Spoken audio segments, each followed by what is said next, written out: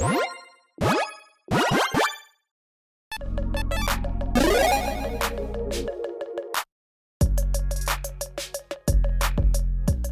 everyone, Mitch coming in from not the Commander's Core studio. Got it right that time. Welcome to the show. So, spoiler season March is on, and yeah, one of the Morrow teasers has finally come to light, and oh my goodness, does this card have a ton of potential. Got some other spoilers to talk about too, but the question on this episode is it busted? So, with all that said, let's jump into it.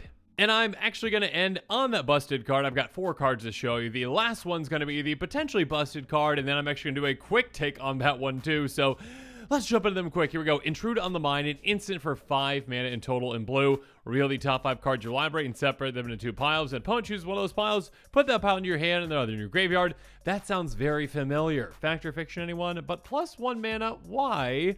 Because we're going to create a 0/0 colorless Thopter artifact creature token with flying. Then we get a counter on it for each card put in our graveyard this way. So, I mean, technically, we could have, yeah, basically, there is a potential if you make a deal with an opponent, they'd be like, here, have all the cards. You get a 0/0 Thopter that just goes away. Or your opponent could be like, hey, here's all the cards, and you're like, I'll take none of them because I'm crazy. And then you get a 5/5 Thopter. I mean, I guess technically, there could be a scenario where you're like, you cast this, you make a deal with other player over there because other player over here has a really good board state but has no flyers and can't block, but they're only at like 5 or less life, so that could potentially be a scenario, but it's very rare. Most of the time, this is like fact or fiction, plus you get a 3/3 or a 2/2 Thopter is most likely how this is going to go. Regardless, I mean, fact or fiction sees an absurd amount of play. This is 1 more mana, which I think does make a pretty big difference. That being said, for decks that maybe have I would say like a need for draw as well as maybe artifacts or Thopters or flying or whatever the key is, I do see this one seeing a good amount of play. Nowhere near as much as Fact or Fiction, though. That 1 extra mana definitely makes a difference. Next up, assemble the players. Okay, here we go. Things are really heating up with this. An enchantment for 1 and a white. You may look at the top card of your library anytime. That's already very nice just knowing what is on top. As opposed to the old ones like, Future Sight where it's like, play with it revealed so your opponents can see it, which isn't as nice. Still nice to know, but your opponents don't know what it is. That being said, once each turn you may cast a creature spell with power 2 less at the top of your library. White is finally getting a different avenue to card advantage. Finally, Wizards is like, yeah, okay, fine. You all are complaining so much. We'll give you ways to get card advantage. At first, it was like Secret Rendezvous. Here, I draw 3, you draw 3. And then it was like, okay, conditional card advantage. And now it's like, okay, cool, sure. You get top of the library shenanigans with creatures like green has essentially, but with a restriction. Again, power 2 or less, only once each turn. This is a low to the ground enchantment. Again, just 2 mana. The same effect in green is probably usually like 4 at least, potentially. I guess 3 on 3. There's one, I think 3. There's a creature-based one. There's also one at 4. Regardless, this is an enchantment hard to deal with, giving you a good amount of card advantage throughout the game. Again, if you've got any kind of way to manipulate the top of your library, whether that's draw, mill, whatever it is, surveil, scry, you can actually ensure that you get, hopefully creatures on the top of your library that meet that requirement. And yeah, if you've got a deck that's got a lot of tiny creatures in it, you're able to get a lot of great effects out of this. And we're going to talk about some other tiny things here in a little bit. But first up, let's talk about Unyielding Gatekeeper. One that has, it won't meet that requirement. It's got 3 power. 3/2 Elven Cleric with Disguise for 1 and a white for 1 and a white. It says you may cast this card face down as a 4/3 as a 2/2 with Ward 2. Turn face up for Disguise cost. It's a brand new mechanic, essentially. Kind of like a weird new morph, which is interesting. Getting a 2/2 with Ward 2. They throw ward on everything these days, including even morphs. Regardless, when it's turned face up, exile a target non-land permanent. If you controlled it, return to the outfield tapped. Otherwise, its controller creates a 2/2 white and blue detective creature token. This is a very interesting one because this is like, okay, first of all, I guess, having a 2/2 with Ward 2 is nice, but for 3 mana, it's not really all that great. That being said, flipping this over, you get slightly more power, again a 3/2, you lose that ward, but what you are getting is flexibility. You can utilize this to basically blink another one of your non-land permanents. Usually, you're going to be utilizing that either to, protect it from, some kind of like a target removal spell, or, yeah, like a blink effect on an ETB creature. There you go. Congratulations, you get the ETB again, which can be a lot of value. That being said, also, you can just say, oh, okay, cool. Let's exile that non-land permanent. It's gone. Your opponent's thing is gone, except they get a 2/2, but that's okay. Like a 2/2 for the vast majority of non-land prints you're going to get rid of is really good. So this is actually a very good removal spell for you as well. Good flexibility. Definitely can see play in blink decks, especially, or decks that maybe care about, blinking things or exiling things permanently, or giving your opponents things too. But finally, the card that we are going to really go into depth on this episode is Delney Streetwise Lookout. Been waiting for this one because, again, with Morrow's teaser, we saw some text, and here it is. A 2/2 human scout for 2 and a white. Creatures you control with power 2 or less can't be blocked by creatures with power 3 or greater.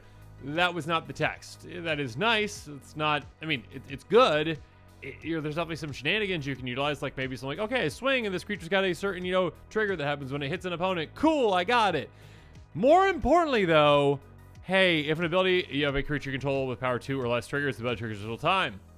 I guess that works with those combo damage triggers. Regardless, crazy. Just absolutely crazy of an effect. Yes, that has a limitation again. Creatures have to have power 2 or less, but here's the thing. There's a lot of creatures that have power 2 or less that have really good triggers, and now you are doubling those up. So this is going to be incredibly good as a commander, and also, of course, in the 99 of a good amount of commander decks out there, because there's also commanders that meet that requirement too. And if your commander has a triggered ability, typically you build the deck around that triggered ability, and now you get to just double it. Just double it, and also get your commander and other creatures potentially through on opponents that have big creatures. Yeah, that's pretty crazy. That is crazy effective. We're going to go through some cards that you might want to consider if you're building around this one. Also talk about some commanders that work well with it too, and some other cards that just, again, you might not realize have 2 or less power, but have an amazing, absurd effect. So yeah, Delney Streetwise Lookout definitely has the potential to do some pretty busted things, and some pretty easy combos.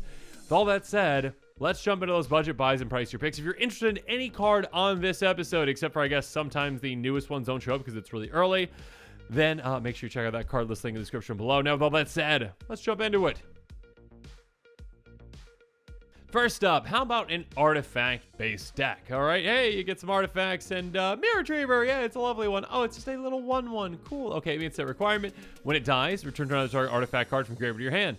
This can start to do some crazy loops. If you're able to bring back 2 artifacts from your graveyard, you can do some pretty crazy things with that. I mean, I'm not going to get into the infinite loops because, yeah, there's plenty of ways to do it. There's other artifacts and bring other artifacts back. Keep doing that again and again and again, and then all of a sudden you're like, yay, infinite stuff. Fun, fun, fun. Speaking of fun, Shram Senior Edificer. I made a mistake on this one. Meant to move Shram to the next category, but that's okay. I guess because it's budgeted to stay in this one. Regardless, Shram Senior Edificer, a 2/2 Dwarf Advisor for 2 mana. Whenever you cast an aura, equipment, or vehicle spell, draw a card. Yeah, hey, if you're playing any of those kinds of decks, Shram is probably in there, or you have a Shram deck built around that. This is going to be crazy good with this, because now every single time you cast any of those things, you draw 2 cards instead of 1. And if you have a Shram artifact deck, you can do some pretty crazy things with that, or even actually equipment deck too, or deck, because all of the decks can be pretty crazy with the amount of card draw. Now you got a creature that can just double that up. That is pretty great. Next up, speaking of great, Feldergriff loves Suture Priest, and so does this brand new commander. A 1/1 cleric for 1 and a white. Whenever a creature enters the battlefield under control, you may gain 1 life. Cool. Now all of a sudden you get to gain 2 life every single time you have a creature in the battlefield. That's very valuable. Also, and perhaps more valuable though, whenever a creature enters the battlefield under opponent's control, you may have the player lose 1 life, now being 2 life because it's doubling up again. So basically you're gaining twice as much life, your opponents are losing twice as much life, and again, if they're playing against Feldergriff, they're probably gone because you're giving them all the hippos, and that's how Feldergriff works. Next up, Wall of Omens. Very simple, very basic. 0/4 defender, ETB, draw a card for just 2 mana. That is crazy good when you're doubling that up. Now it's 2 mana, draw 2 cards, which is pretty fantastic. So yeah, definitely consider low to the ground creatures like this one. Next up, Mentor the Meek. This one is absurd card advantage with this. A 2/2 itself. Whenever a creature with power 2 or less enters the battlefield under your control, you may pay 1 if you do draw a card.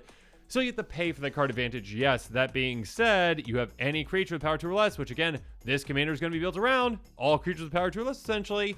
You pay 2 mana, you draw 2 cards, or still you pay 1, you draw 1. You're getting that trigger twice. Next up, Mesa Enchantress. Whenever you cast Enchantress, they'll draw a card. Again, like Shram, just a value engine. If you have an Enchantress deck with a lot of these Enchantress kind of things, yeah, have fun with that. Next up, Sad Robot. Some Simulacrum. Very sad that it's only a 2/2. That being said, it comes in handy in this case. 4 mana for a golem, enters the battlefield, search for life for a basic land card, put that land on the battlefield, tap, then shuffle. So basically, ramp 2 instead of 1 for 4 mana. You have an explosive vegetation as a robot, and on top of that, even better, when it dies, you draw a card. Again, you're drawing 2 cards, so for 4 mana, you ramp 2, draw 2 once you get those triggers. Next up, Also a pretty crazy and broken commander when set up properly, and now even more so with this card. Teshar, Ancestors of Possible, 2/2. Bird Cleric with flying for 4 mana. Whenever you cast a Historic spell, return target creature card with mana value 3 or less from your graveyard to the battlefield. Oh my goodness. Now, anytime you cast any Historic spell, and yes, that counts obviously legendary creatures, but yes, artifacts, you get to go bring something back. So yeah, this can definitely have some crazy infinite loops as well. Absolutely absurd. And then finally, the budget buys, Karmic Guide. Such a good card. A 2/2. Enters the battlefield, return target creature card from graveyard to the battlefield. This is a 5-mana reanimation spell, essentially, that, yeah, it has Echo. You got to pay for it again if you want to keep it around. That being said, I don't really care about that. What we do care about is, hey, ETB, reanimate 2. Absurd. Absolutely absurd. For 5 mana, reanimate 2. This can go into some combos as well. You're gonna see that there's a pattern here. There's a lot of cards that can combo already that work well with this, and then yeah, you have doubling it up too. So that's pretty crazy. Let's move on to the pricier picks now, though. So first up, a card that is crazy good if you've got the budget for it, or if you're playing CDH and you're proxying or whatever. Esper Sentinel, a 1/1 human soldier for a single white mana. Whenever opponent casts their first non-creature spell each turn, draw a card unless they pay X for Esper Sentinel's power. Basically, kind of like a Mystic Remora-ish type card, Mystic Study-ish type card. Getting 2 cards to the price of 1 is pretty nice. That being said, yeah, there are certain benefits to boost the power of Esper Sentinel. Just make sure that if you do so, you're not boosting it above 2 in this circumstance. Next up, Archivist of Agma, a 2/2 with flash for 2 mana. Whenever opponent searches their library, gain 1 life, draw a card. You might be thinking, okay, if this is like the first time you're saying this card, like, oh, well, yeah, how often do people really tutor? Like, okay, sure, they'll cast like a Diabolic Tutor, but that doesn't happen too often. But yeah, they search for lands a ton. If they crack an Evolving Wilds, if they cast a Farseek, whatever it is, they're searching their library quite a bit. So yeah, you're going to be gaining a lot of life, drawing a lot of cards, and now with this, you're going to be doubling that up. Next up, Charming Prince. 2 times the value, 2 times the choices. Enters the battlefield, choose 1, scry 2, gain 3 life, exile target creature you own, bring it right back at the end step. Yeah, a lot of good options here. Again, works very well in a Blink deck, which this commander could definitely be a very good Blink deck commander, or just a card that's very good in a Blink deck with lower than ground creatures. Next up, Monastery Mentor. One you kind of got to be careful with because, yeah, again, this one adjusts its own power with prowess, essentially. Whenever you're casting non-creature spells, you get more power, which is bad with this card, but good in general. Now, it says whenever you cast a non-creature spell, you get a 1/1 with prowess. So again, doubling up on those triggers, lovely, but also only getting that first, monk trigger essentially once. Getting a token, nice, but also being on prowess, double, nice. Here you go. Next up, Recruit of the Guard. Enters the battlefield, you may search your life for a creature card with toughness 2 or less, reveal it, put in your hand, then shuffle. Yeah, you're going to have, again, a deck built around this. You're going to have a lot of creatures with low toughness and low power. Go tutor for them. Go tutor for 2 of them now. Go get some crazy ones, maybe even a combo or whatnot. Do some crazy things. Moving on, speaking of crazy, let's talk about some commanders that can actually work in a deck with it, or just as a commander in the 99. Light Paws, Emperor's Voice, 2/2 Fox Advisor for 2 mana. Whenever you cast an aura, basically go search for an aura and then attach it essentially to Light Paws, equal to or less than the aura's mana value. Anyways, being able to essentially do that twice now by saying, oh, okay, I cast an aura. Instead of getting 1 and having a 2-for-1, it's now a 3-for-1 where I get 3 auras out of my deck, or 2 out of my deck, 1 on it already. You know what I mean? Absolutely crazy value. Moving on, Lord of the Third Path. Not really utilized too much as a commander. I mean, maybe it is a little more than I'm thinking right now, but it's more heavily utilized than the 99 because it's already just a really good card. 2/1 Vigilant, Human Artificer for 3 mana. Enters the battlefield, disrupt to 1 target artifact or enchantment. Basically, Elvish Rejuvenator. Just being able to destroy something. Yeah, it's a good thing. It's a very good thing. But also on top of that, tap you and target opponent each draw a card. So yeah, it's not going to double up on that activated ability, but you do double up on the trigger, so you can destroy 2 things instead of 1. So that's lovely. Moving on, the Gaffer. Yep, that's going to be good with this commander. 2/3 Halfling Peasant. At the beginning of each end step, you gain 3 or more life this turn, draw a card. So again, this brand new card, Delney, in the 99 of this deck is basically, hey, did I gain 3 life? Cool. Draw 2 cards each. I almost said 3. Draw 2 cards each flip around the table. That's going to be potentially 8 cards drawn. Absolutely gross once you're set up properly. Speaking of cards drawn, Mangara the Diplomat, a 2/4 with lifelink. Whenever opponent attacks with creatures, if 2 or more of those creatures are attacking you and or planeswalkers you control, draw a card. They do that, now you're drawing 2 instead of 1. Whenever opponent casts a second spell, you turn, draw a card. Now you're drawing 2 instead of 1. Again, the amount of card potential draw with this, plus Delney, I think it's Delney, my brain's not working right now, is crazy. So much value. Moving on. Let's move on to, goodness, I'm already ahead of myself. We're going to be moving on to some other cards that can work very well with this, and you need to be on the lookout for, and also some other commanders outside of mono white that might want to consider this too. So quickly, some other commanders that might want to consider this that might not fit in a Delney deck, but might want Delney in their deck. Let's talk about Else Ilkor Sadistic Pilgrim. 2/2 Death Touch. Another creature's about to control, gain 1 life. Another creature you control dies, each opponent loses 1 life. Very similar to that Suture Priest essentially, but hey, when your creatures are dying, that's when you're draining. Doubling up both those effects is crazy good, and your opponents are going to be taken out much more quickly. Speaking of taking out, Lotho, Corrupt Sheriff. Whenever a player casts their second spell each turn, you lose 1 life. Oh no, now I lose 2 life, but you get 2 treasure tokens. So being able to get 2 treasure tokens whenever opponents are casting their second spell, that's an absurd amount of value. Speaking of that, sit this Harvest Hand. Now, there's only so many slots in the deck, right, for an actual card that isn't an enchantment, but you might want to make a spot in the deck for Delney, because whenever you cast an enchantment spell, you gain 1 life to draw a card. Now that's twice as much every single time. And of course, you also probably have some Enchantress in the deck too, like Mace Enchantress. You can double that up as well. Crazy good. Moving on, Cabal, Console of Allocation. Whenever opponent casts a non-creature spell, they lose 2 life and you gain 2 life. Okay, that's 4. That's 4 now. Every single time they cast 1 spell, that's like Painful Quandary essentially. Just 1 off of Painful Quandary. Every single time they cast a non-creature spell, they're going to be in trouble, and you gain so much life, and they're probably going to leave the table, and you're never going to see them again because you lost a friend. Moving on, Atlaplani Nest Tender. This one, you're not going to double up the activate ability. Obviously, you're not making more than 1 egg. That being said, when that egg is cracked, have fun. Reveal twice essentially to hit 2 creatures off the top of your library, 2 for the price of 1. Pretty crazy. Lend of the Dusk Rose. This is just good on both ends. When another creature dies, you get a counter on it. Now that's 2 counters per creature dying. On top of that, there's also this little thing. Whenever Elenda dies, you make X 1/1 lifelinking vampire creature token essentially, where X is the power of Elenda. So again, you got to twice as much power. Congratulations. Now you are also having this die, and you get twice as many vampires. So basically, you're getting 4 times as many vampires in the day, and then all of a sudden you get this back into play, and you sacrifice all those, and you get even more, and then you do it again. Yeah, that can get out of control absolutely crazily. Next up, Zur the Enchanter. Yeah, hey, you know what's better than tutoring for 1 enchantment with mana value 3 or less and getting it straight on the battlefield when this attacks? Getting 2. Yeah, just doubling that up, speeding things up, doing some crazy things with this. Yeah, oh, speaking of which, gross. Don't know why I'm bringing this one up, because Tulane does not need any more help. Whenever you cast a creature spell, draw a card, you may put a land card from your hand on the battlefield. Ew, gross. Oh, and I forgot to mention, thank you, Eddie, for all your help on finding all of these and sending me all the amazing Scryfall links, but also blame Eddie in the comments below, because again, Tulane does not need any more help, wizards. But now I want to quickly just highlight some incredibly popular cards in Commander that, yeah, didn't really need any extra help, but they are getting more help. Blood Artist, there you go. Whenever it or other creature dies, target player loses 1 life. You gain 1 life. That is twice as much now. So again, if you have an aristocrat-style strategy, you're going to want to consider this kind of a card. If you've got low-to-the-ground creatures like this one, they're like, hey, I've got less than 2 power. In fact, I have 0 power. 0 power is a very good thing with this new card, because it's like, let's double that up. Let's drain opponents quicker. Next up, oh my, gross. Dockside Extortionist. Did you know that card's good and was considered to be banned for a long time until they decided not to ban it? Regardless, ETBs, make it an absurd amount of treasure tokens. Just pick a number, essentially. No, I mean, count the number of artifacts and enchantments your opponents control, which is just pick a number, basically, an absurd amount. And now with this card, you're like, oh, let's get twice as many.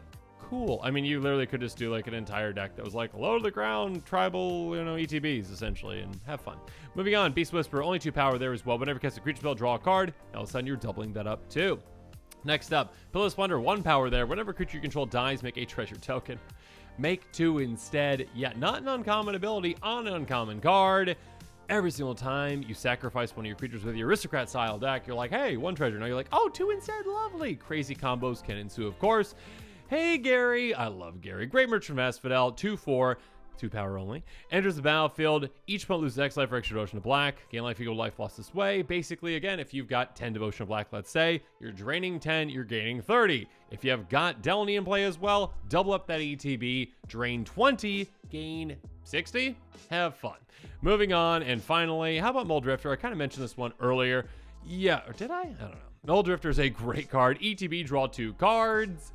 Now it's just draw 4. Again, you can evoke it just for 3 mana, essentially draw 4 cards. That's pretty crazy. And if you play it, still 5 mana for 4 cards, and this stays in play. Lovely. Now, as this episode is coming to a close, though, it's time for me to hear from you. So in the comments below, let me know what your thoughts are on these cards. What are your thoughts on Delney? My goodness, what is the potential of this card? Are you excited to build a deck around this one, or are you more excited to have it in the 99 of a certain deck?